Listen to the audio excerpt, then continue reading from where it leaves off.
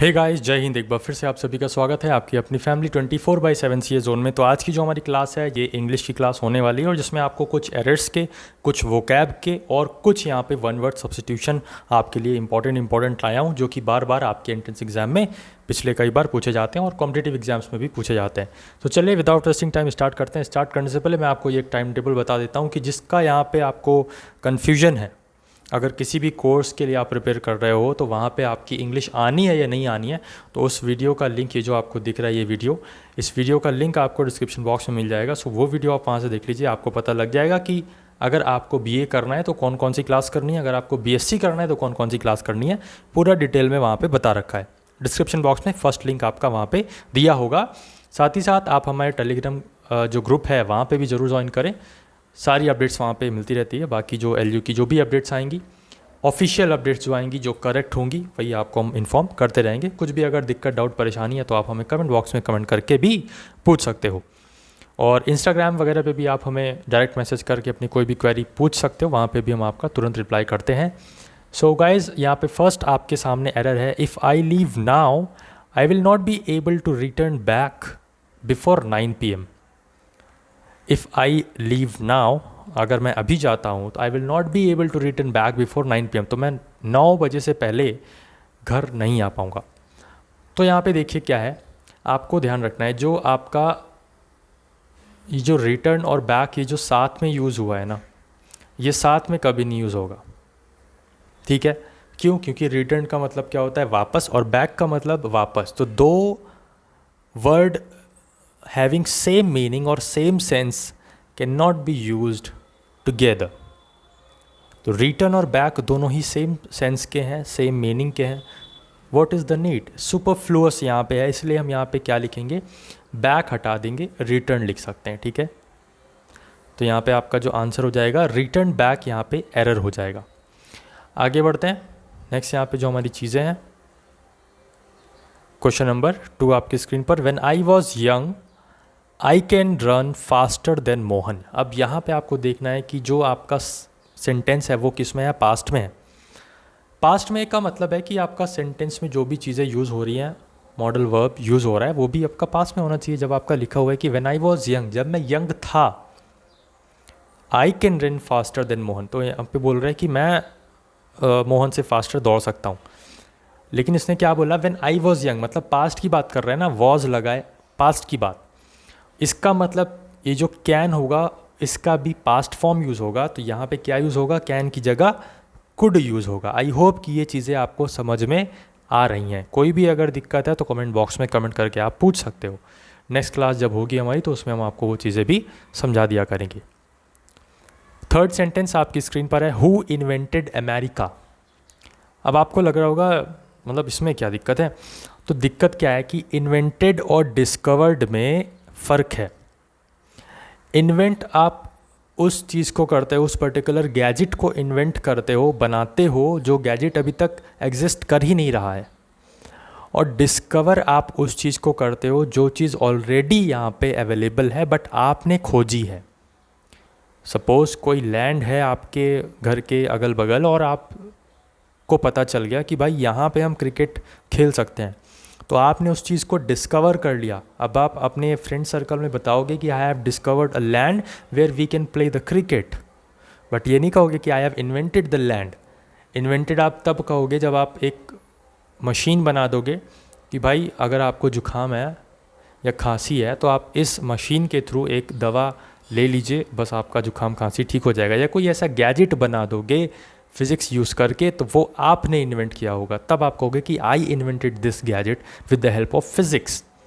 आई hope कि ये चीज़ आप समझ पा रहे होगे। तो यहाँ पे जो अमेरिका है वो कोई गैजेट वगैरह तो है नहीं, एक लैंड है, पर्टिकुलर एरिया है जिसको खोजा, तो यहाँ पे डिस्कवर्ड होगा, ना कि इन्वेंटेड। ओके, नाउन की यहाँ पे जो है, वर्ब की सॉरी, यहाँ पे एरर है। ओके, आगे बढ़ते हैं। I think the news might true. तो आप सभी को 12th में ये सब रूल पता होंगे, लेकिन यहाँ पे कुछ चीज़ें जो है ना रिवाइज हो जाएंगी और कुछ चीज़ें आपको नहीं भी पता चलेंगी। तो I think the news might true, आपको पता होगा कि माइट के साथ हमेशा क्या लगता है, बी लगता है। माइट बी ट्रू, तो बी ई वाला बी लगेगा। I think the news might be true. I hope कि ये 4 सेंटेंस आपको क्लियर हो गए होंगे। अब हमारी यहाँ पे बारी आती है वोकैब की। तो वोकैब की देखिए क्या है, ऐसा नहीं है कि आपको मैं सिनोनिम अलग करवाऊँ, एंटोनिम अलग करवाऊँ, आपको बस वर्ड पकड़ना है और उसकी मीनिंग आपको अपने दिमाग में बैठानी है किसी भी तरीके से। कैसे होगा? रिवीजन से।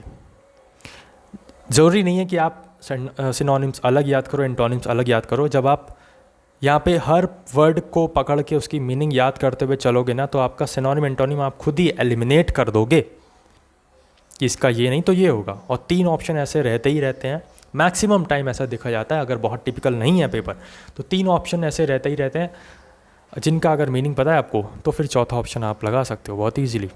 तो इसलिए मैं आपको यही बोलूँगा, यही सजेशन है मेरा कि आपको वोकैब लर्न करनी है तो एक पर्टिकुलर वर्ड का आप बस मीनिंग याद करते हुए चलो, सिनोनिम अलग और एंटोनिम अलग के चक्कर में मत पड़ो। एडमेंट का यहाँ पे जो मतलब होता है, क्या होता है? स्टबबॉर्न। स्टबबॉर्न मतलब जिद्दी, जिद्दी। अब यहाँ पे एडमेंट से आप खुद को समझ लो अगर आप जिद्दी हो तो, या फिर हर घर में एक ऐसा बच्चा ज़रूर होता है जो बहुत जिद्दी होता है, ठीक है? या कोई ऐसा पर्टिकुलर आप फ्रेंड है आपका कोई, तो आप उसको समझ सकते हो कि एडमेंट है, वो बहुत ज़िद्दी है यार, बहुत स्टबबॉर्न है, ठीक है? जिद्दी, एडमेंट, स्टबबॉर्न, जिद्दी, ये सब सिनोनिम है। मैंने बताया कि मैं आपको वर्ड मीनिंग करवा रहा हूँ, उसी से आप सिनोनिम एंटोनिम अलग कर सकते हो। पैथोस की यहाँ पे सबसे बड़ी गलती ये है कि भैया पैथोस में एच जो है वो नहीं होगा। आपको यहाँ पे स्पेलिंग भी याद करनी है, correct the words of the spelling, ये भी आपका आता है। चूज़ द करेक्ट वर्ड, जिसमें आपको स्पेलिंग दी होती है। तो पैथोस की स्पेलिंग क्या होती है? PATHOS, डबल एच नहीं होता है। My fault, I accept, but यहाँ पे आपको इस फॉल्ट को सही कर लेना है। पैथोस यहाँ पे PATH होगा, PATHOS। पैथोस का मतलब होता है मर्सी, दया या फिर करुणा। ओके, पैथोस का मतलब मर्सी, करुणा या फिर दया। नेक्स्ट अगर हम देखें तो हमारा जो नेक्स्ट वर्ड है वो है बोस्टफुल। आप सभी के लाइफ में एक ऐसा पर्सन भी ज़रूर होगा बोस्टफुल। बोस्टफुल का मतलब पता है क्या होता है?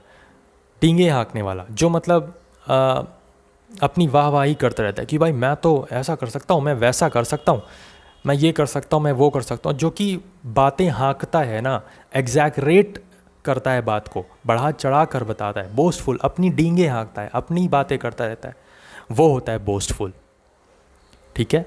आगे न्यूसेंस। न्यूसेंस का मतलब होता है रीजन ऑफ प्रॉब्लम, जो प्रॉब्लम है उसका रीज़न, उसका कारण, ठीक है? अगर आपकी पढ़ाई के बीच में कोई डिस्टरबेंस हो रहा है किसी फ्रेंड की वजह से, तो आप कह सकते हो कि that friend is nuisance in my studies. वो जो फ्रेंड है वो न्यूसेंस मतलब कि रीज़न ऑफ प्रॉब्लम है मेरी स्टडीज़ में, मेरे को पढ़ने नहीं देता, मेरा माइंड डाइवर्ट करता है। तो ऐसे लोगों से आपको दूर रहना है। Career is the first priority. Okay, moving on.